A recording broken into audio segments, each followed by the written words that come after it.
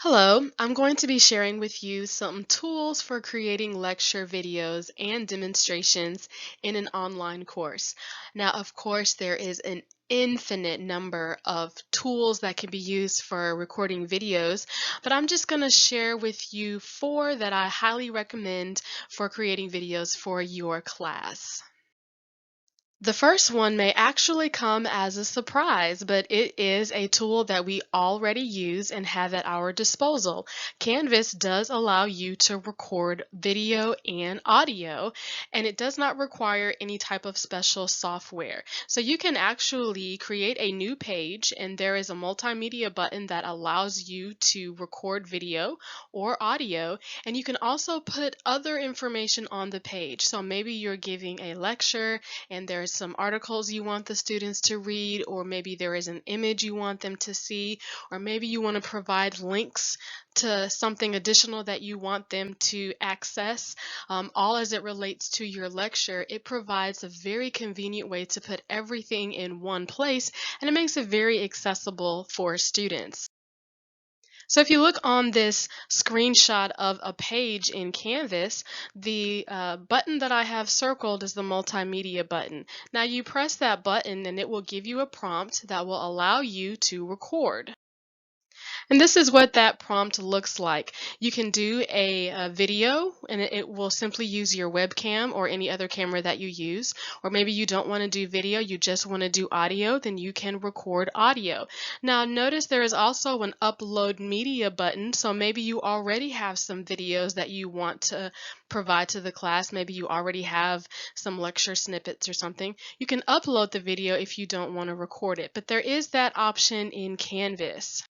One thing I do want to give you the heads up on if you are recording audio or video in Canvas is it does take a while to render. So when you are recording and you hit the stop button, you will be prompted to put in the name of the file and you'll hit the save button.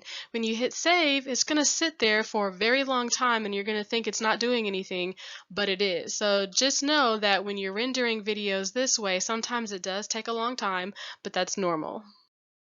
Here's an example of a video that I created in a page in Canvas. It's me talking to the students about working in groups, and I wanted to do a short video introducing the group project. So I talked to them, and below the video, as you can see, there's some text with some instructions, and further down some participation guidelines, and this required no extra software. I simply turned my camera on and hit record. Another tool that is very effective for recording lecture videos is PowerPoint. This is particularly useful if you already use slides in your courses.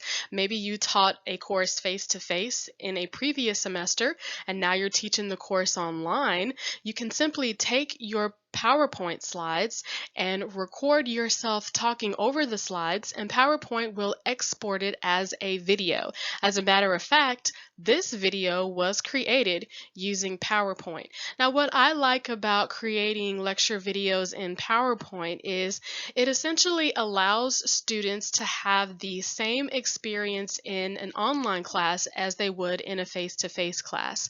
When I'm teaching an online class, I literally take the same PowerPoints that I use in the face-to-face class, and I essentially give my lecture and just let PowerPoint record me doing that. So now, whether you're in the face-to-face class or the online class, you're still seeing the same slides, you're still getting the same explanation, and you're still getting the same visuals.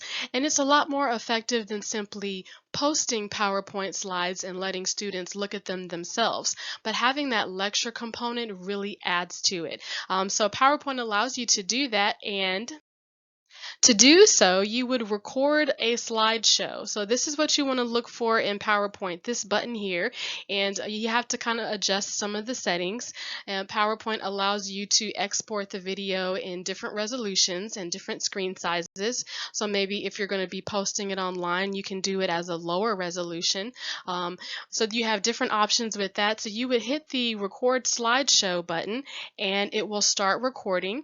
You can record all the way through, or you can stop and record one slide at a time. You can rearrange. It allows you to do all of that. After you finish recording all of your narration on your slides, if you see where the save button is, there's a button down there that says export. You click that button and it gives you the options of what format you want to export your video in. And it'll render the video and then it'll export it as an MP4, and now you have a full video that allows for you to share your lecture with your students.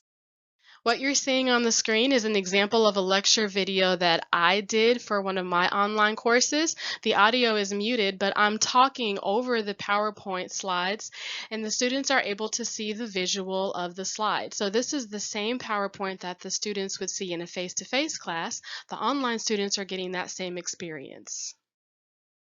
Another great tool is Screencast-O-Matic.